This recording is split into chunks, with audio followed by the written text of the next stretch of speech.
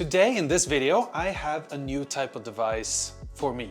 So the good people over at Donner sent me this device right here.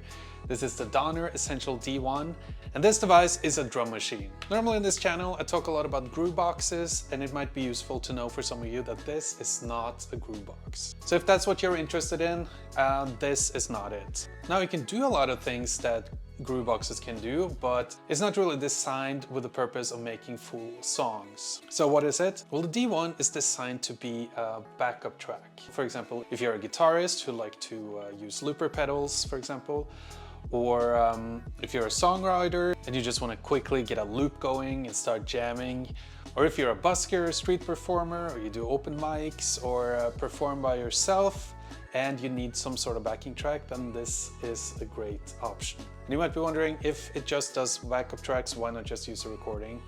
Well, this has quite a few useful features that we will look into that makes it a lot more dynamic.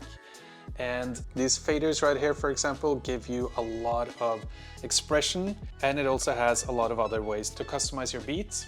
And you can also, of course, make your own beats on the device. It comes preloaded with a ton of different kits and beats, and you also have the ability to import your own samples. However, you can only import samples using the software.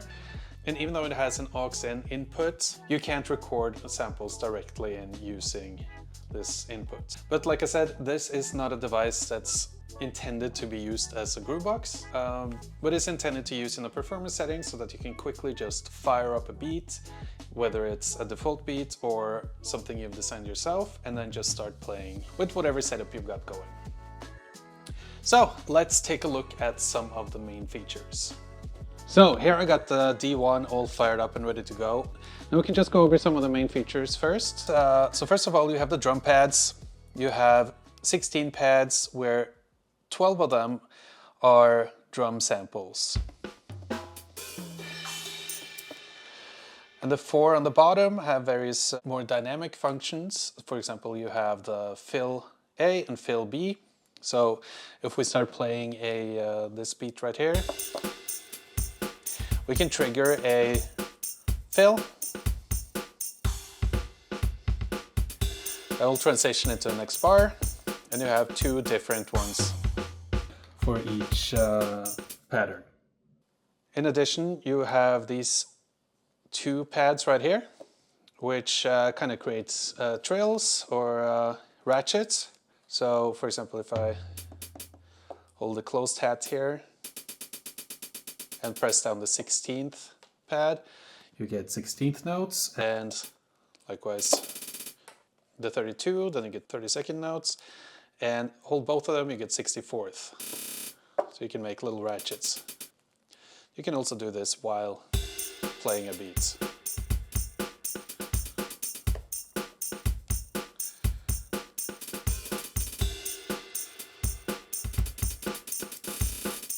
Right here you have some faders, and these faders make this device a really useful performance device. Because with this you can kind of create an arrangement on the fly by adjusting the levels of the various samples. So the faders are color-coded and they're arranged in 3 different banks.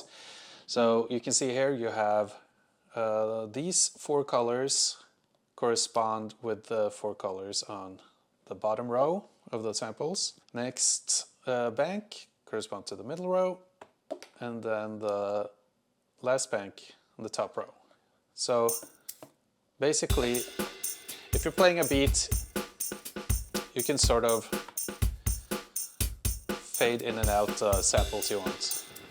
So now I've muted this one right here, the closed hat.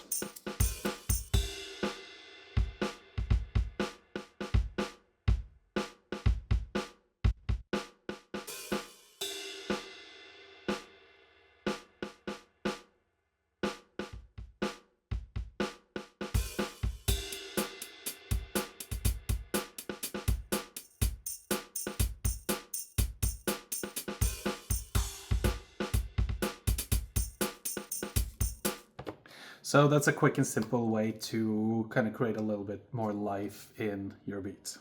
Right here you have different ways to manipulate the samples. You got pitch right here. You got decay. You got parameter 1 and parameter 2 that are different for each kit. These two are also used to adjust the effects, the reverb and the delay. And then here you have the pan.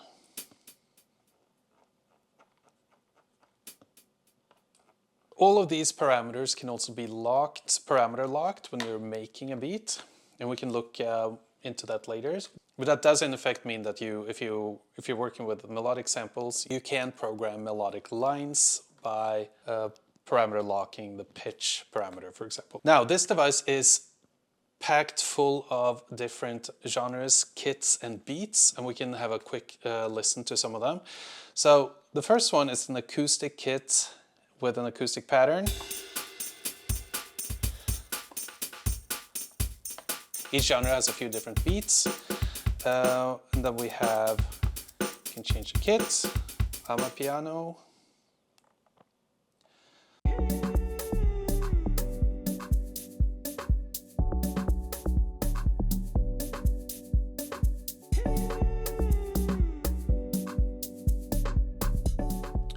We got reggaeton.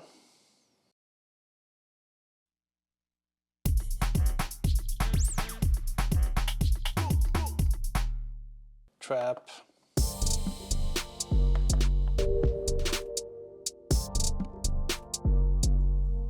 I'm not going over all of the beats in each category.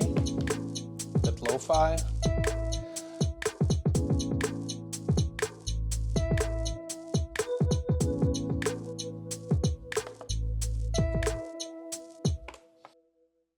Hip hop.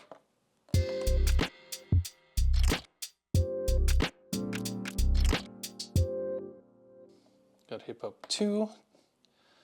It's got 2 different kits.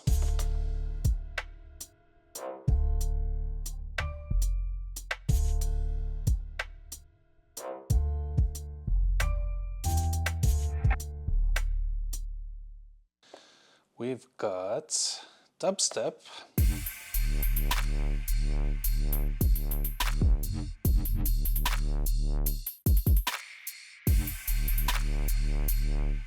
Drum and bass.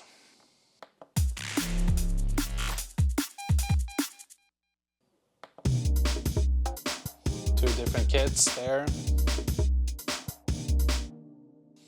House.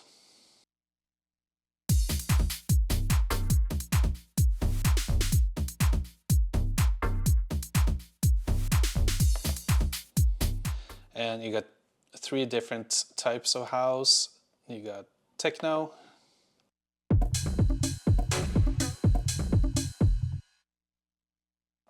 and you got trance.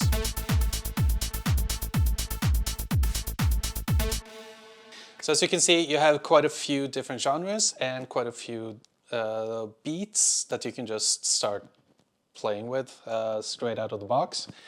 And you can also create your own beats as well.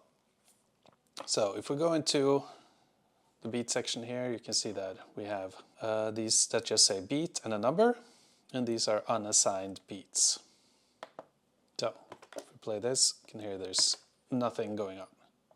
So now if we want to make our own beats, that's fairly straightforward. It's fairly similar to other pad-based devices, and you have 2 different ways you can do this. You can either use the step sequencer or you can play live.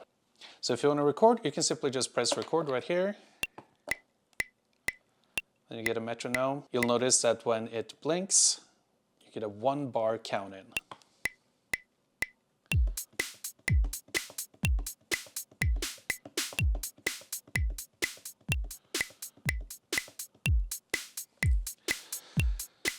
So that's a pretty sloppy recording. So now if I want to clear it out, you can simply just press and hold, blinks, and we're good to go again. If you want to use the sequencer instead, we have the sequencer function right there. So you just have to press Shift, sequence, and then you can just program in the beat. So for example, if you want to start with a kick, you press Shift and the pad you want to select it. Go to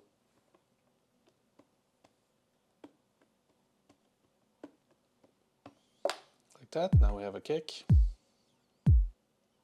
Every 1 and 3. And here you can see the pages. So now if you want to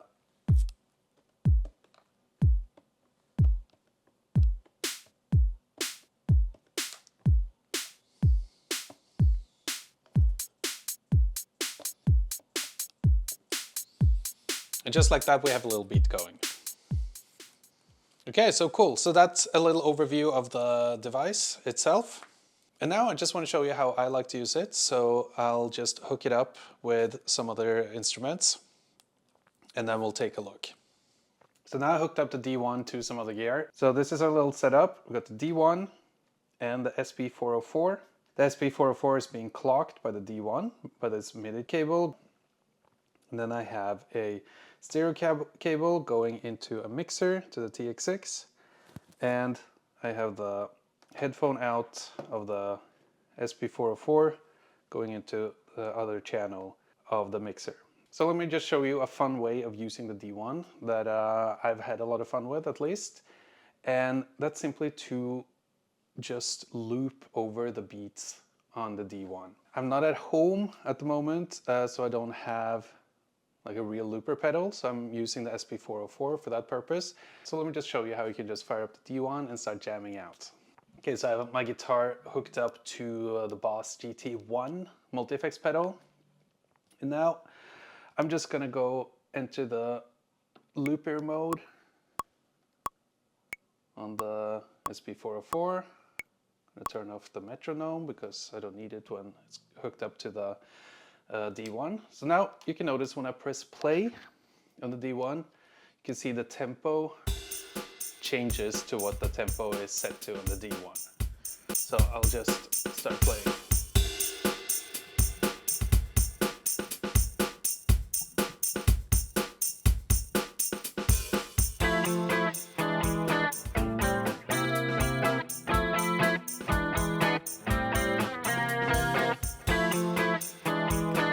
Then I have a little loop right there. Now I can kind of just start noodling over that.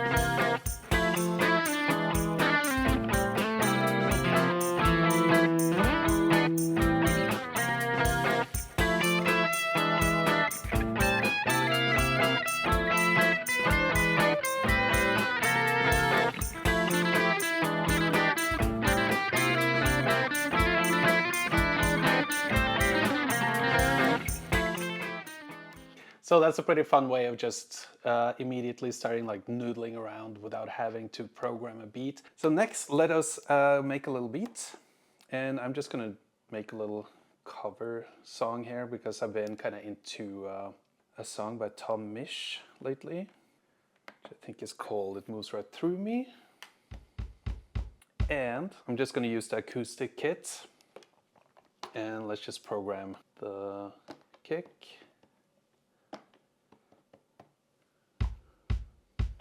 We're just going to try and loosely record a hi-hat pattern here.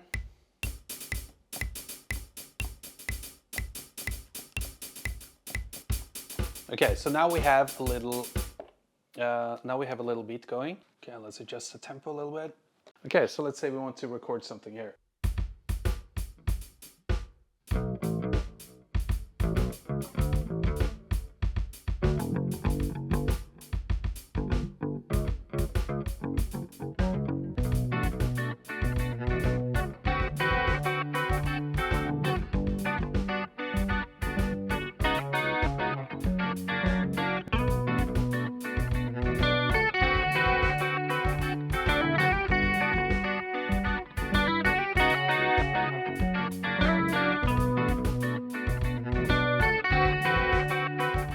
This recording went on for a while and I kind of forgot that I was filming.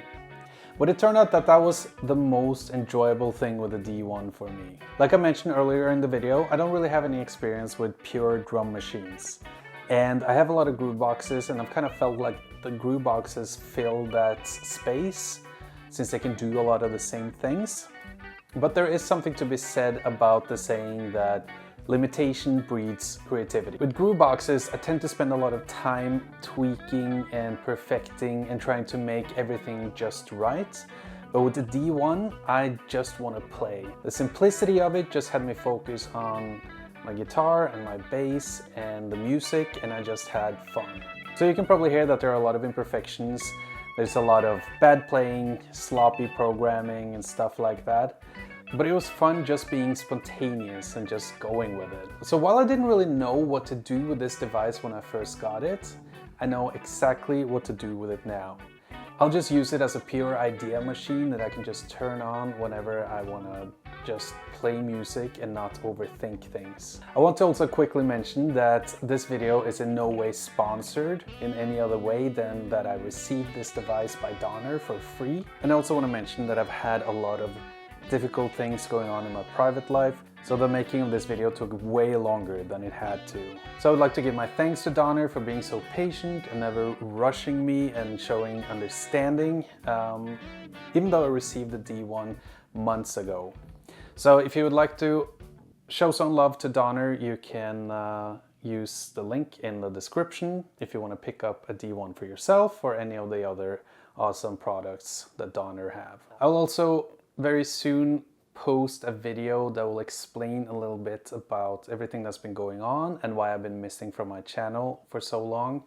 So definitely stay tuned for that. And in the meantime, I hope you're doing well, and I'll see you in the next video.